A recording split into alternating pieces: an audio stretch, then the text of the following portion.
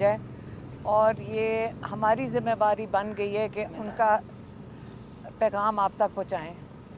और उन्होंने ये कहा है कि अगस्त 2022 में जनरल बाजवा ने उनको और शाह महमूद कुरैशी को बुलाया था और उन्होंने ये कहा था कि आप जो एहतजाज कर रहे हैं रजीम चेंज का, जो उनकी हुकूमत गिराई गई उसके ऊपर जो एहतजाज है, अगर इसको बंद कर दें।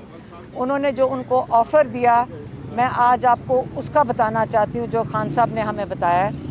उन्होंने कहा कि उन्होंने ऑफ़र ये दी थी कि अगर आप एहतजाज बंद करोगे तो उसके बदले में आपको जब हुकूमत आएगी आपको 2/3 या दो तिहाई आपको मेजॉरिटी दी जाएगी और आप अपनी हुकूमत बना सकोगे। और अगर आप ये बात हमारी नहीं मानोगे तो आपकी पार्टी को 30 सीटों के ऊपर महदूद कर दिया जाएगा। और अगर आप ये चीज़ें मान लोगे तो आप दो तिहाई मेजॉरिटी के साथ हम आपको हुकूमत बनाने देंगे। उसके जवाब में खान साहब कहते हैं, मैं ये बताना चाहता हूँ कि हमारे माँ बाप एक ग़ुलाम मुल्क में पैदा हुए थे। उन्होंने हमें ये सिखाया था कि शुक्र करो कि तुम एक आज़ाद मुल्क में पैदा हुए।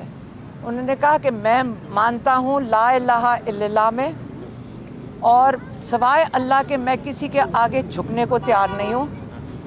और मैंने उनकी इस वजह से, ना मैं किसी की ग़ुलामी, एक आज़ाद मुल्क में पैदा होने की वजह से मैं किसी की ग़ुलामी कबूल करने से मैं बिल्कुल इनकारी हूँ।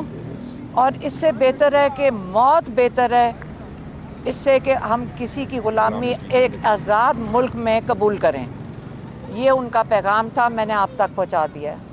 ये बताएं कि खान साहब की आपसे अंदर मुलाकात हुई है, ठीक है, सारे केसेस के हवाले से भी ज़ाहिर सी बात है आप डेली आती हैं, और कैसा इस सारा को देख रही हैं, और खान साहब ने क्या टिकटों के हवाले से या बाकी जो है वो, अगर कुछ जो हैं लोग वो ओपन ट्रायल तो हो नहीं रहा, ठीक है, हम मखसूस नाम अंदर जा रहे हैं, इस वाले से आपका बाकी क्या कहना है?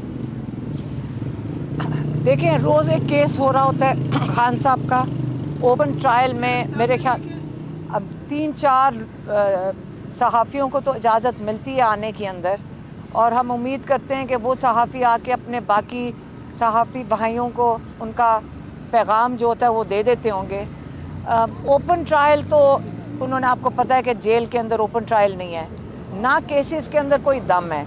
एक दिन अगर ये केसेस खोल दें आप लोगों के सामने, आपको समझ आ जाएगी कि ये बिल्कुल बेमानी केसेस हैं, और सिर्फ उनको जेल में रखने के लिए एक बेल होती है, अगला केस वहीं जज साहब अगले दूसरे कमरे में आके बैठ जाते हैं और उनके ऊपर फर्द जुर्म लगा देते हैं या उनके ऊपर उनको अरेस्ट कर लेते हैं। कल यही हुआ, एक तरफ बेल होने का चांस हो गया, दूसरी तरफ उनके ऊपर आ गया, मुकदमे आ गए।